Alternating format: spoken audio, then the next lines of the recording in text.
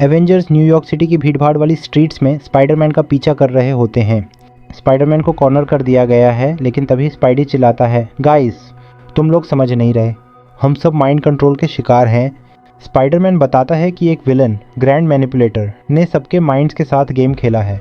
उसने एक dangerous device use किया था जिसका नाम है रीसीक्वेंसर। पिछली वेयरहाउस फाइट के दौरान उसने एवेंजर्स के थॉट्स ही शफल कर दिए थे, लेकिन स्पाइडरमैन ने वो डिवाइस वापस ले लिया था और अब उसका प्लान था यूज़ यूनिवर्सिटी में अपने एक दोस्त को देना, जो उस डिवाइस को डीएक्टिवेट कर सके और सबके माइंड्स को फ्री कर दे। कैप्टन अमेरिका कहता है प्लान अच्छा है सोन, लेकिन फिर ट्विस्ट आता है। कैप्टन अमेरिका बोलता है, स्पाइडरमैन माइंड कंट्रोल हम नहीं तुम हुए हो। तभी थॉर फ्रेंडली मूड में स्पाइडरमैन के पास आता है और कहता है, डिवाइस हमें दे दो। अगर तुम्हारे दोस्त ने गलत तरीके से इसे डीएक्टिवेट किया तो न्यूयॉर्क के हर इंसान का दिमाग स्क्रैम्बल हो जाएगा। और मुझे तुम्हारा दिमाग पसंद है, कभी फ़नी कभी अनोइंग, पर मोस्टली फ़नी।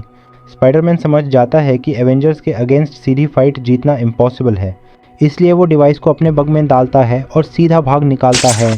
आयरन मैन उसके पीछे रॉकेट की स्पीड से आता है, लेकिन जैसे ही टोनी उस पकड़ने वाला होता है, स्पाइडरमैन उसकी आर्मर को शॉर्ट सर्किट कर देता है और निकाल जाता है। ब्लैक पैंथर तुरंत समझ जाता है कि स्पाइडरमैन को अंडर एस्टिमेट करना गलती होगी, ये लड़का इंटेलिजेंट है और इसके पास 12 घंटे थे हम सबको हराने का प्लान बनाने के लिए। शी हल्क सीधा चार्ज करती है, लेकिन स्पाइडरमैन आराम से साइड स्टेप कर देता है। फिर कैप्टन मार्वल आसमान से आती है, स्पाइडरमैन का गाला पकड़ लेती है और सरेंडर करने बोलती है, लेकिन स्पाइडी के पास हमेशा एक ट्रिक होती है। वो एक कैप्सूल सीधा कैप्टन मार्वल के मुंह में डाल देता है और उससे वेब फ्लूइड से भर देता है। भागते हुए स्पाइडरमैन बोलता है, टेंशन मत लो, 60 सेकंड्स में डिसॉल्व हो जाएगा। अब स्पाइडरमैन एक ऑफिस में घुसता है और सामने खड़ा होता है ब्लेड। फाइट शुरू। तभी ब्लैक पैंथर भी ज्वाइन कर लेता है। ब्लेड स्पाइडरमैन को पकड़ के बोलता है, अब देखते हैं कितना उछलता है। स्पाइडरमैन रिप्लाई देता है, जंप करना मेरी एबिलिटीज़ का सिर्फ एक पार्ट है। कैप्टन अमेरिका पीछे से स्पाइडरमैन को पकड़ता है और कहता है, प्लीज़ हम पर भरोसा करो सन, हम विलेंस नहीं हैं।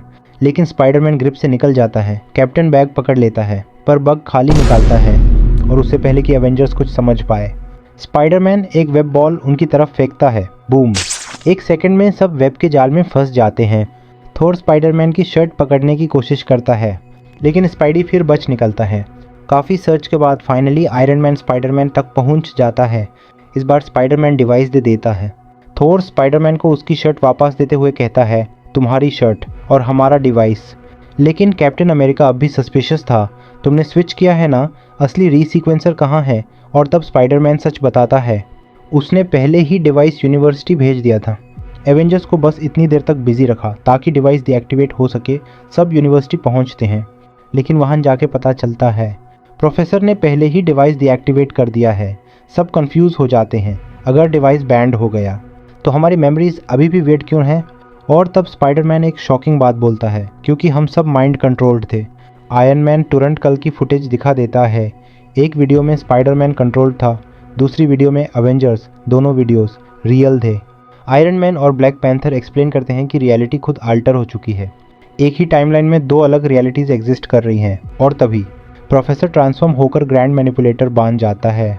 वो रिवील करता है कि वो रियलिटी को अपने हिसाब से रिशेप करना चाहता था, लेकिन जैसे ही वो डिवाइस एक्टिवेट करता है सब उल्टा पड़ जाता है।